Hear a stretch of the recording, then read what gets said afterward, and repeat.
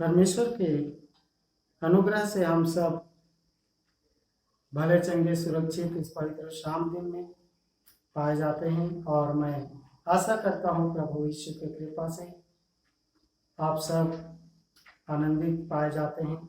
प्रभु ने हर एक रोग बीमारी से, महामारी, एक्सीडेंट, दुर्घटनाओं से बचाकर इस पवित्र शाम दिन को हमारे जीवन में जोड़ा और आप सबको मैं आज बाइबल संदेश के इस भाग में परमेश्वर के वचन में से आज हम सब सुनने जाएं। इससे पहले हम अपने मनों को तैयार करें और प्रार्थना करें कि प्रभु यीशु मसीह आज के दिन अपने जीवित वचन से हम सब से हर एक से बातचीत करें। और मैं विश्वास करता हूं कि आज की इस पवित्र वचन को आप सुनकर जरूर आशीषित होंगे। आज का हमारा विषय है अनंतता के प्रकाश में जीना। ऐसे प्रकाश जिसमें कभी अंधेरा नहीं हो सकती और उस अनंतता के प्रकाश में जीने की तरीका क्या है, क्योंकि इस संसार में हम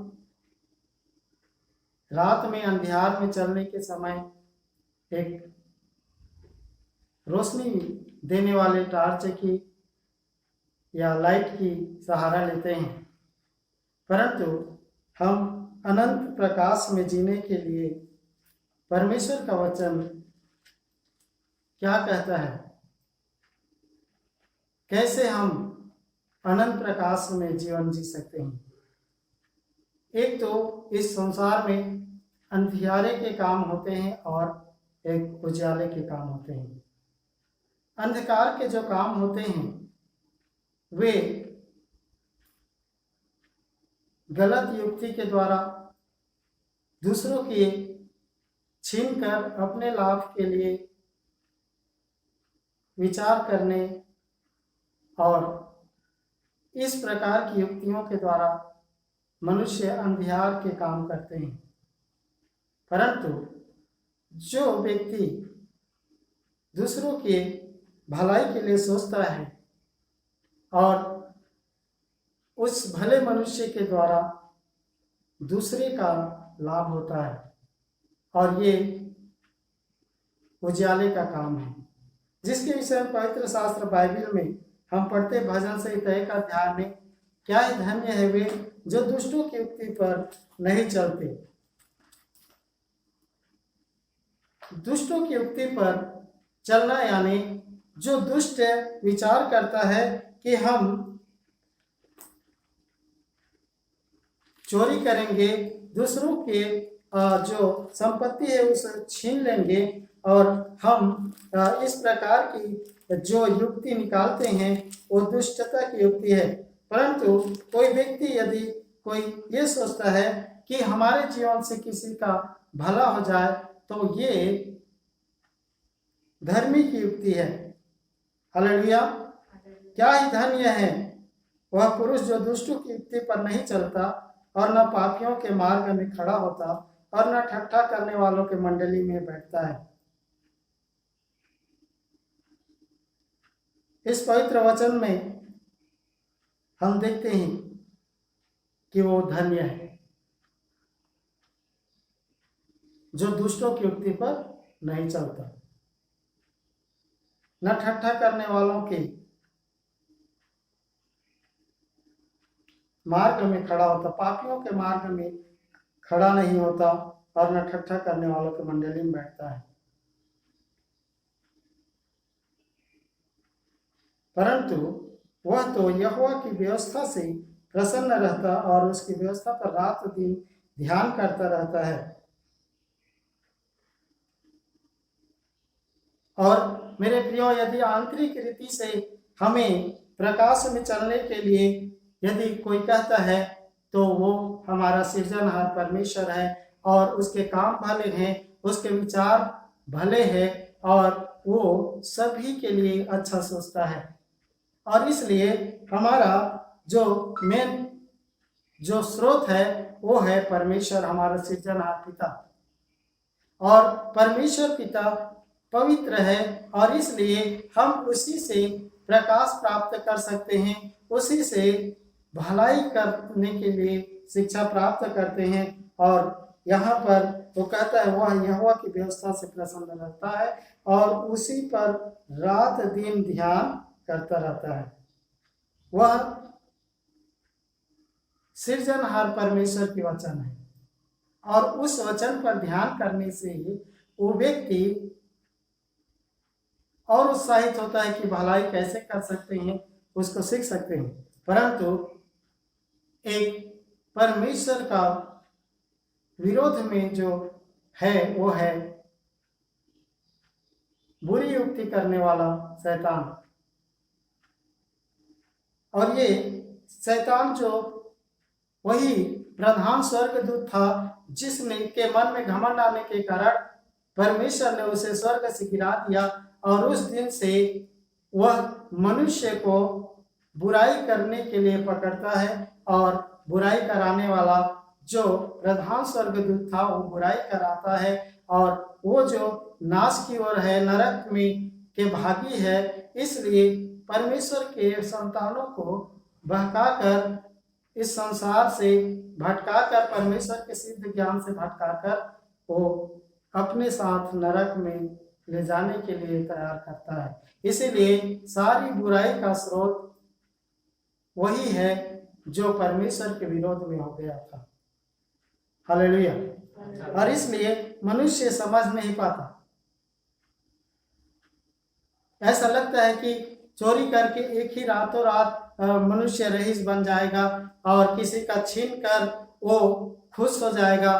परंतु परमेश्वर का वचन बताता है और इस दुनिया में भी कानून व्यवस्था बताता है कि मनुष्य गलत काम करके कभी भी खुश नहीं होता। या तो वो इस संसार में पकड़ा जाए तब सजा पा सकता है और यदि न पकड़ा जाए तो परमेश्वर के न्याय आसन में वो स्थिर नहीं रह सकता, क्योंकि लिखा है 6 पद में, क्योंकि यहोवा धर्मियों का मार्ग जानता है परंतु दुष्टों का मार्ग नाश हो जाएगा।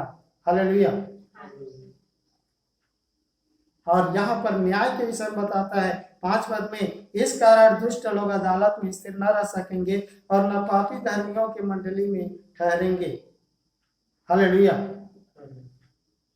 परमेश्वर ने इस जगत को बनाया तो उसने मनुष्य को स्वतंत्र इच्छा तो दी, परंतु परमेश्वर एक दिन उन सब को अपने न्याय आसन के सामने जवाबदेही के लिए खड़ा होना पड़ेगा। जैसे कि इब्रानी 9:27 में लिखा हुआ है, मनुष्य के लिए 3 बातें नियुक्त हैं। एक बार जन्म, फिर उसके बाद मृत्यु और उसके बाद न्याय का होना नियुक्त है। और इसलिए कि न्याय आसन में स्थिर पाए जाए।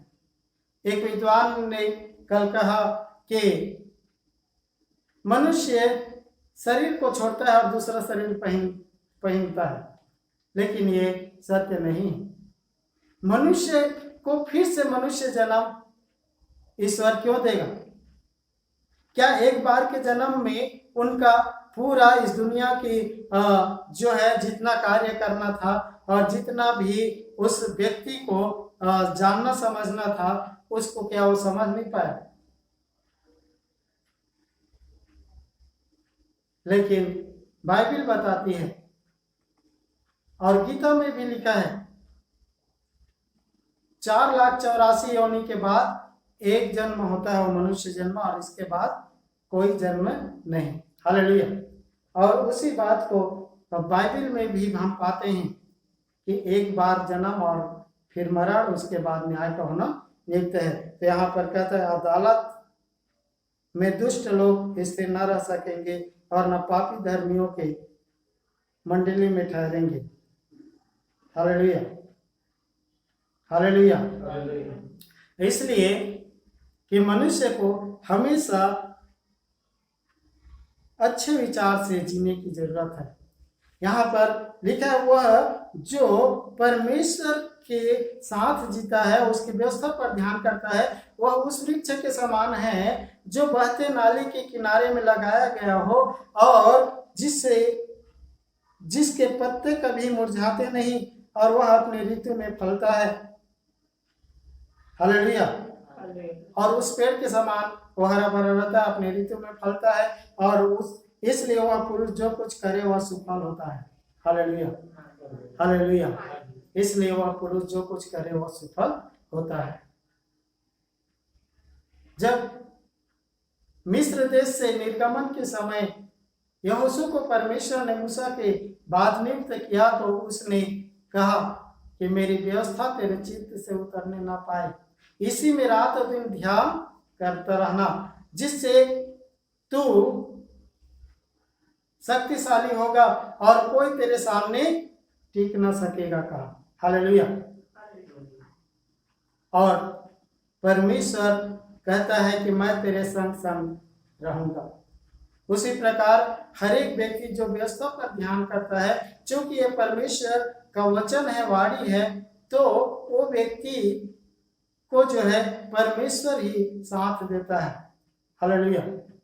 जैसे कि वो कहता है जो कंगाल पर अनुग्रह करता है वह यहोवा को उधार देता है। हालेलुया। जो कंगाल पर अनुग्रह करता है वो यहोवा को उधार देता है।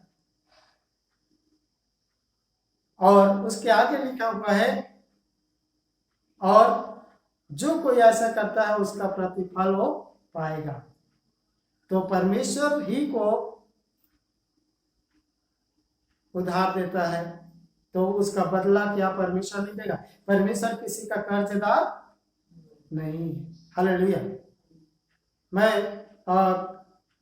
ये सोचता हूँ कभी कभी हम किसी के काम आ जाते हैं तो लोग धन्यवाद करते हैं, परंतु जब वो धन्यवाद देते हैं तो हमें खुशी कम होता है, क्योंकि हम धन्यवाद के योग्य नहीं। और इससे बढ़कर धन्यवाद के योग्य हमारा सृजनहार परमेश्वर है, जिसने हमें इस काबिल बनाया, इस प्रकार से हमें स्वस्थ सक्षम रखा ताकि हम किसी का काम कर सकें।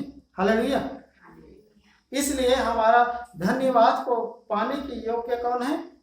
परमेश्वर। हालेलुया। इसलिए जब हमें कोई धन्यवाद करता है तो हम उसका स्वागत करने के बजाय परमेश्वर का धन्यवाद करना ज्यादा उचित है। हालेलुया। एक व्यक्ति ने मत्ती रचित सुसमाचार में प्रभु यीशु मसीह से प्रश्न किया और कहा कि मुझे कौन सा भला काम मैं करूं जिससे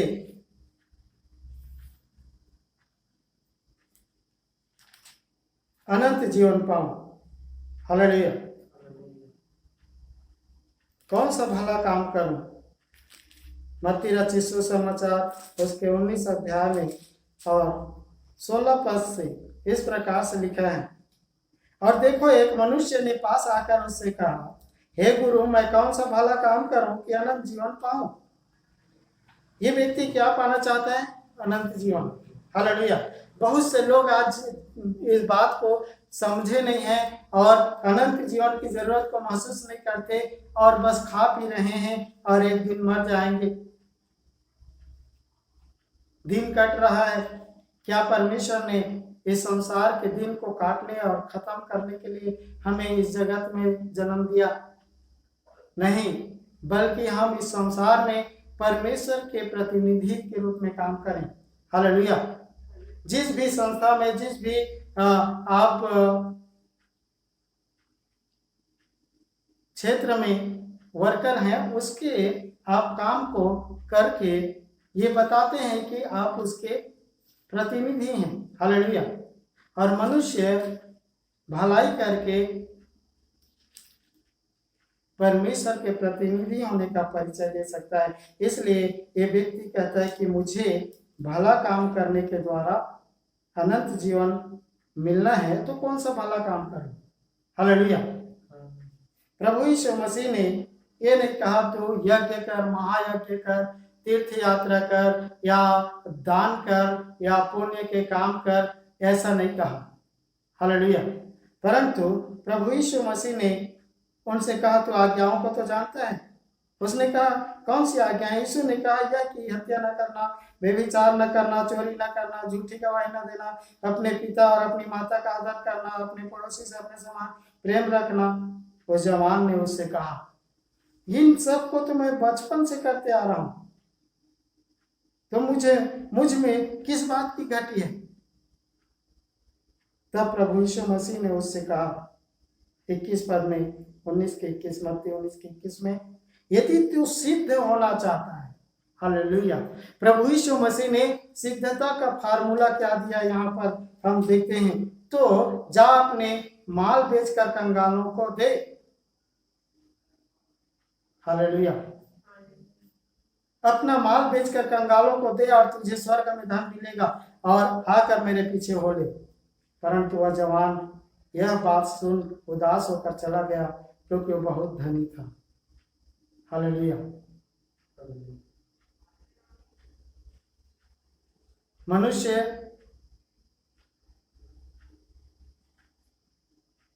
जो धन से मोह करता है, वो धन देने के मामले में उदास हो जाता है, पैसा देने के मामले में उदास हो जाता है, और वो व्यक्ति अपने संकुचित विचार के द्वारा अपने आप को उस धन का सही उपयोग करने से वंचित रखता है।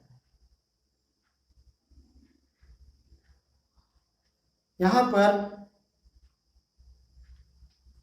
वह जवान उदास होकर चला गया, क्योंकि वो बहुत धनी था। धनी और धनवान, धनवान का मतलब है जो धन को चलाता है। धनी वे है जिसने धन को पकड़ के रखा है और उस धन को की मोह उसे है, और वो जो है किसी को उस धन को देने के लिए चाहता नहीं है। तब यीशु ने उससे अपने चेलों से कहा, मैं तुमसे सच सच कहता हूं, धनवान का स्वर्ग के राज्य में प्रवेश करना कठिन है। प्रभु यीशु मसीह ने अपने चेलों से कहा, क्योंकि वो जो जीवन की आशा करके आया था, वो व्यक्ति उदास होकर चला गया, क्योंकि उसको धन की मोह थी। हालेलुया। परंतु प्रभु यीशु मसीह अपने चेलों को समझाने लगा, देखो धनवान का स्वर्ग राज्य में प्रवेश करना कठिन है। हालेलुया। धनवान का स्वर्ग राज्य में प्रवेश करना कठिन है।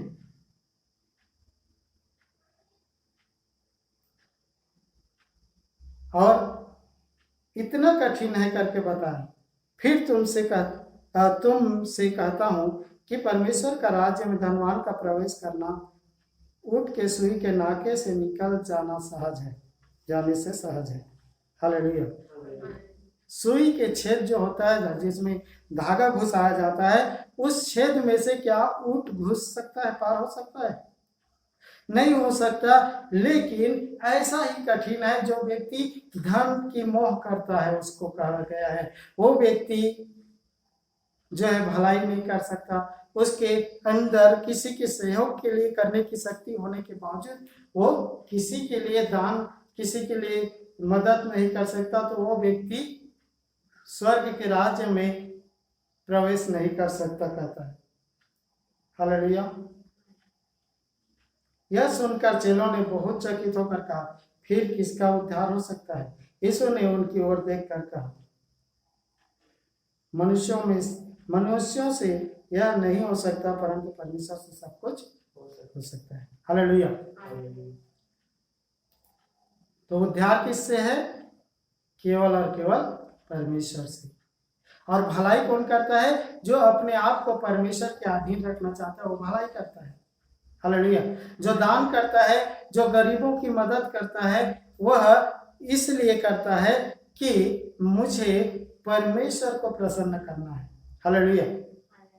परंतु जो छीनता है, जो दुष्टता करता है, जो छीन कर रातों रात लखपति बनना चाहता है, अमर जो है समृद्ध बनना चाहता है, वो व्यक्ति कभी भी अपने मार्ग को निश्चित नहीं कर सकता। वो कभी उस कार्य करते हुए मैं निश्चित हो सकता हूँ ऐसा नहीं कह सकता, क्योंकि वो हो सकता है आधा काम करते चोरी करते पकड़ा जाए, या फिर चोरी कर लेने के बाद पकड़ा जाए, परंतु उसका रास्ता क्या हो जाता है? नाश हो जाता है। हालेलुया। दुष्टों का मार्ग नाश हो जाएगा, परंतु धर्मियों का मार्ग मैं जानता हूँ। हालेलुया। परमेश्वर कहता है। तो धर्मियों के मार्ग का चलाने वाला स्वयं परमेश्वर है। यीशु ने उनकी ओर देखकर, मनुष्यों से तो यह नहीं हो सकता, 26 पद में कहा, परंतु परमेश्वर से सब कुछ हो सकता है। हालेलुया। तो अनंत जीवन दे सकता है वो परमेश्वर है। धनवान ने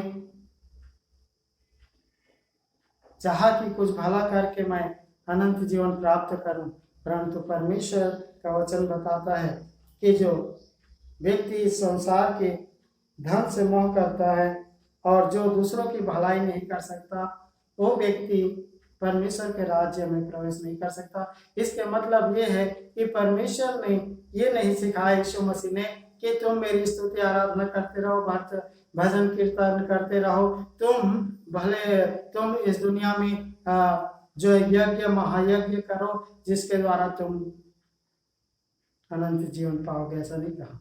हालेलुया। सबसे बड़ा महायज्ञ प्रभु यीशु मसीह ने कलवरी क्रूस पर किया, वो है सबसे सिद्ध यज्ञ, और उसमें परमेश्वर ने सारी निंदा को, सब प्रकार की पीड़ा को, मृत्यु को, दर्द को हराकर, सारी निंदाओं को अपने ऊपर लेकर कलवरी क्रूस पर हराकर प्रभु यीशु मसीह तीसरा दिन जी उठकर हम सब के लिए उसने उस सिद्ध जीवन को प्राप्त किया और करके दिखाया और कहा कि देखो मुझे अब अधिकार मिला है। हालेलुया। स्वर्ग और पृथ्वी का सब अधिकार मुझे मिला है। हालेलुया। और इस प्रकार से हम प्रभु यीशु मसीह से आशा कर सकते हैं, जो कहता है परमेश्वर से सब कुछ हो सकता है, मनुष्य से संभव नहीं है। हालेलुया।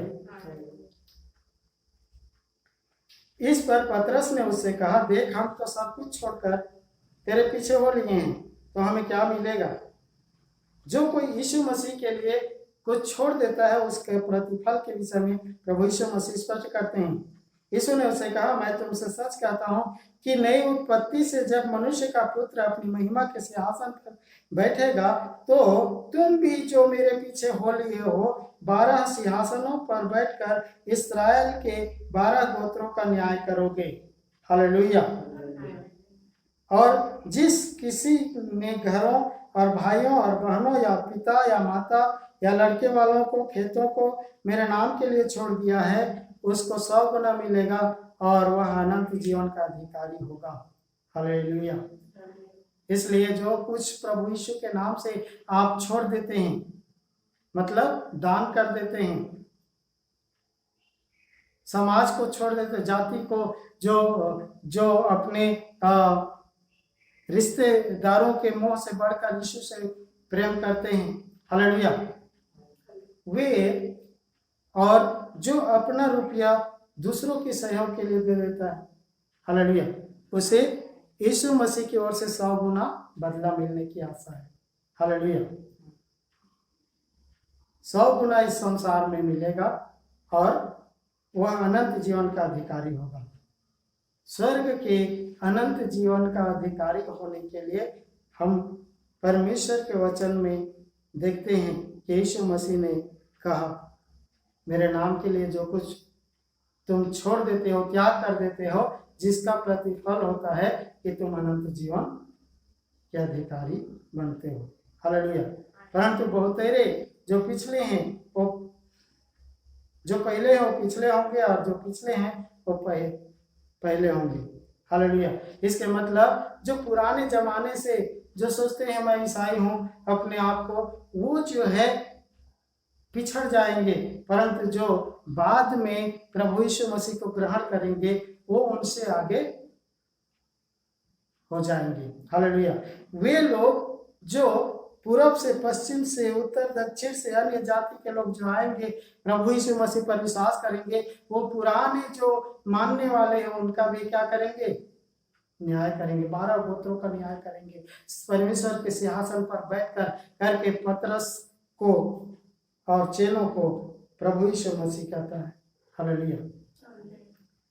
परमेश्वर इस वचन के द्वारा हमें सिखाता है कि हम दुष्टों की युक्ति पर चलने के कारण हमारा रास्ता नाश हो जाएगा, परंतु धर्मियों के मार्ग पर चलने और परमेश्वर की व्यवस्था पर ध्यान करने के द्वारा हम परमेश्वर की आशीषों के हकदार बन सकते हैं। वृक्ष के समान सदा हरे भरे और अपने ऋतु में फलवंत होने वाले बन सकते हैं। हालेलुया। उसके बाद हम देखते हैं कि एक व्यक्ति ने अनंत जीवन की अभिलाषा किया और उसको अनंत जीवन पाने के लिए क्या करना चाहिए करके जब प्रभु यीशु मसीह से प्रश्न किया, तब उन्होंने सब बातों में मैं करता हूँ कहा, परंतु जब उसे कहा गया कि संसार में कंगालों को अपनी संपत्ति बेचकर बांट दे, तब वो उदास हो गया। हालेलुया। क्योंकि उसको इस संसार का मोह था, परंतु उस स्वर्ग की सही प्राप्ति के लिए उसकी इच्छा नहीं थी। हालेलुया। उसने तो ऐसे ही प्रभु यीशु मसीह से कह दिया था कि मुझे अनंत जीवन के अधिकारी होने के लिए क्या करना है। हालेलुया। परंतु प्रभु यीशु मसीह ने जो कहा उसे उसने नहीं माना और उदास होकर चला गया। परंतु प्रभु यीशु मसीह ने धनवानों के लिए कठिन कहा, परंतु चेलों को कहा कि ये जो बात है किसी मनुष्य से नहीं हो सकता। उद्धार किसका हो सकता है? कहा तो किसी मनुष्य से नहीं, परमेश्वर से ही हो सकता है। और प्रभु यीशु मसीह उस उद्धार के काम को पूरा किया और इसलिए प्रभु यीशु मसीह को अपना मुक्तिदाता ग्रहण किए बगैर कोई भी व्यक्ति का उद्धार नहीं हो सकता। परमेश्वर इस वचन के द्वारा बताता है कि उसके नाम से जो छोड़े गए, यीशु मसीह के नाम से जो भलाई का काम इस दुनिया में आप करते हैं, वो भले कामों का प्रतिफल देने वाला प्रभु यीशु मसीह कहता है 100 गुना, और परलोक में अनंत जीवन के अधिकारी होंगे। हालेलुया। हालेलुया। परमेश्वर इस वचन के द्वारा हर एक को आशीष दे, सुनने वालों को, और परमेश्वर की असीम दया सब पर बनी रहे। आप सबको जय मसीह की।